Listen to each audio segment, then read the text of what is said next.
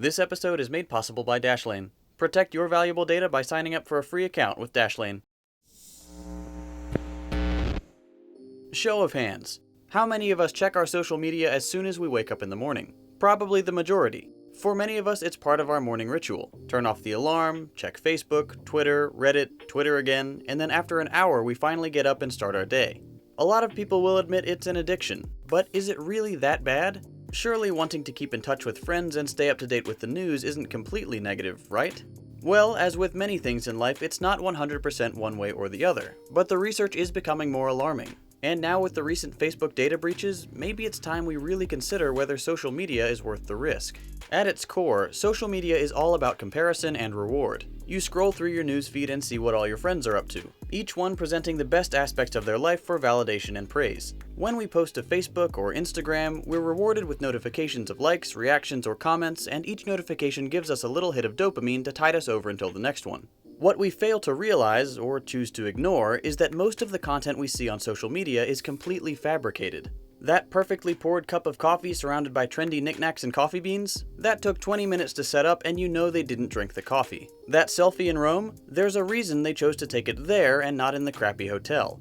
Everything has to be absolutely perfect in order to be noteworthy. In a society where everyone's life is on display in meticulously curated Instagram pages, anything less than perfect is boring. This notion of the hyper-real is incredibly damaging. Rates of depression and anxiety are through the roof and clearly linked to heightened social media consumption. It's not hard to see why. We compare our lives, all the boring, unproductive, unsexy behind-the-scenes moments, to the very best moments of other people. Moments that, for all we know, they didn't even enjoy because they were so fixated on getting the perfect picture. Instagram is the main culprit for negative comparison, but each major social media platform has its own critical flaw. Twitter provides just enough characters for users to tweet watered down or overly simplified ideas or stances, which leads to massive errors in communication and constant bickering. When people are asked to rank which sites make them the angriest, Twitter is usually at the top. Facebook is a different beast entirely. Since before the 2016 presidential election, Facebook has been plagued with fake users, radical groups, foreign propaganda, and unbelievable amounts of false or misleading news.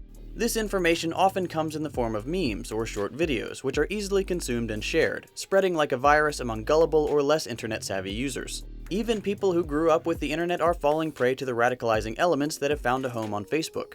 Normally intelligent people are willingly engaging in peddling fake news stories because it makes them feel good, or they know it will make others angry. What's going on here? There are a number of factors, not the least of which being a sophisticated disinformation campaign by foreign nations, but the main problem is the effect of social media itself on the human brain. When we engage with social media on a daily basis, we actively shorten our attention span and fragment our productivity. How many times have you been working on a project or reading a book and think, I'll just check Facebook real quick, and then suddenly all your momentum is out the window, and you have to drag yourself away from your phone and force yourself to start working again. This is incredibly inefficient, but it's a very hard habit to break. Why?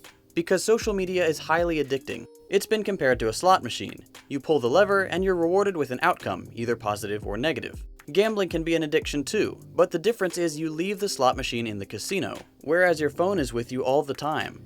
It's hard to break a habit when it's right there, taunting you with memes and sassy corporate Twitter accounts. Studies have shown that social media usage has a negative effect on productivity, attention span, and mental health in general, leading to increased rates of depression and anxiety, and more recently a drastic uptick in extremist ideology. The people we are friends with on Facebook are very rarely real or meaningful friends. They're just people we've collected along the way, with no real intention of ever communicating with them. Or friends we made in grade school who have since drifted away.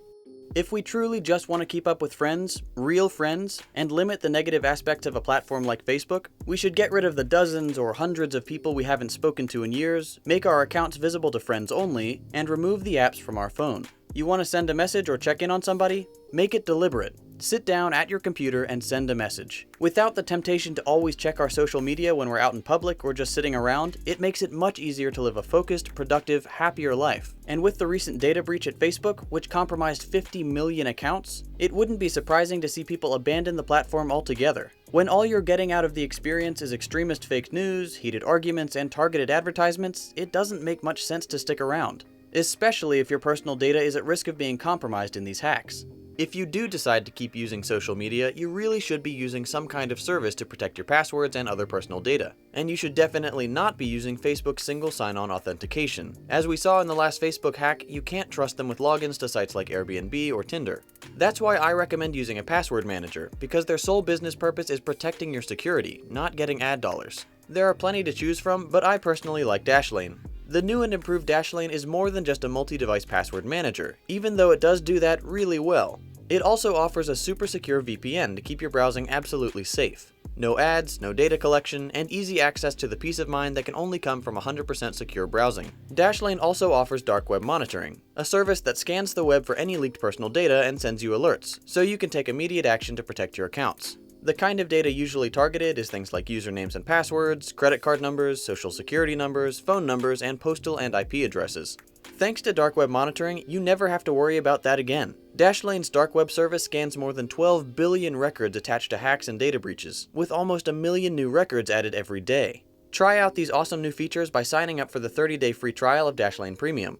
And if you really want to get serious about online security, use the coupon code secondthought to get 10% off your subscription.